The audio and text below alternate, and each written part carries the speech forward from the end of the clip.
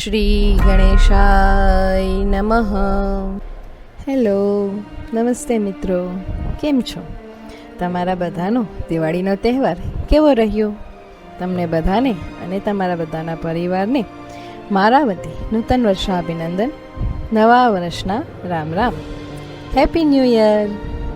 આજે આપણે એક એવા વ્રતની કથા સાંભળવા જઈ રહ્યા છીએ જે આપણા બેસતા વર્ષના દિવસે એટલે કે દિવાળીના એક દિવસ પછી ઉજવવામાં આવે છે, જેને આપણે સૌ ગોવર્ધન પૂજાના નામેથી ઓળખીએ છીએ.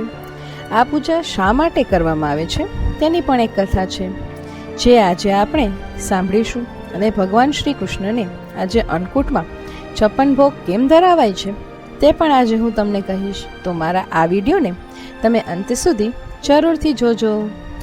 વિષ્ણુ પુરાણ મુજબ એકવાર શ્રી કૃષ્ણએ તેમની માતા યશોદાને ભગવાન ઇન્દ્રની પૂજા કરવાનું કારણ પૂછ્યું. ત્યારે માતાએ તેને સમજાવ્યું કે ભગવાન ઇન્દ્ર આપણને વરસાદ પૂરો પાડે છે અને તેનાથી જ ગોકુળના લોકોનું ગુજરાન ચાલે છે.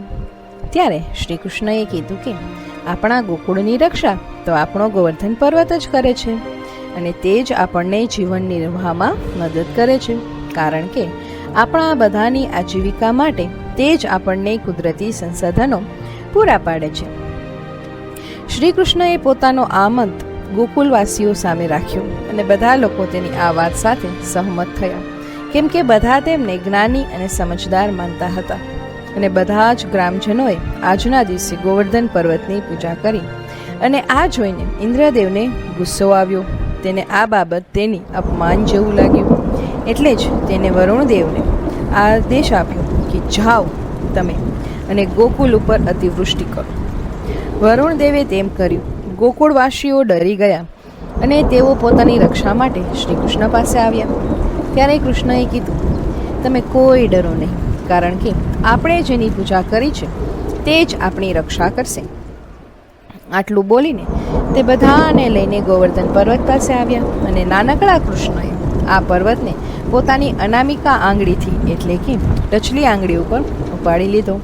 અને બધા ગોકુળવાસીઓ તેના પોતાના પ્રાણી અને પશુ સાથે પોતાનો જીવ બચાવવા નીચે ઊભા રહ્યા.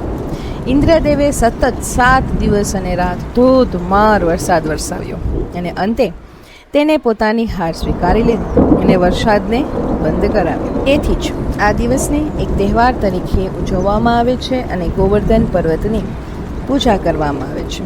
સતત 7 દિવસના મુશળધાર વરસાદ પછી બધા જ ગોકુલવાસીઓ ખૂબ જ રાજી થયા અને શ્રી કૃષ્ણનો આભાર માન્યો. બધા જ લોકો 7 દિવસથી ભૂખ્યા અને તરસ્યા હતા, એટલે આજના દિવસે બધાએ પોતાના ઘરે અલગ અલગ સ્વાદિષ્ટ વાનગીઓ બનાવી માતા યશોદા શ્રી કૃષ્ણને દિવસમાં 8 વાર ભોજન કરાવતા હતા. એટલે એક દિવસનું 8 વાર એટલે કુલ 7 દિવસનું 56 વાર થયું. તેથી જ બધા જ ગોકુલવાસીઓએ શ્રી કૃષ્ણને 56 અલગ અલગ પ્રકારની વાનગીઓ જમાડી. ત્યારથી આ પ્રથાને 56 ભોગ નામ પડી ગયું. અને હા, આજના દિવસે ગોવર્ધન પૂજાની સાથે સાથે અન્નકૂટ એટલે કે ભગવાનને 56 ભોગ ધરાવવાનું પણ એટલું જ મહત્ત્વ છે. તો મિત્રો, મારો આ વિડીયો તમને કેવો લાગ્યો તે મને કમેન્ટ બોક્સમાં કમેન્ટ કરીને જરૂર જણાવજો.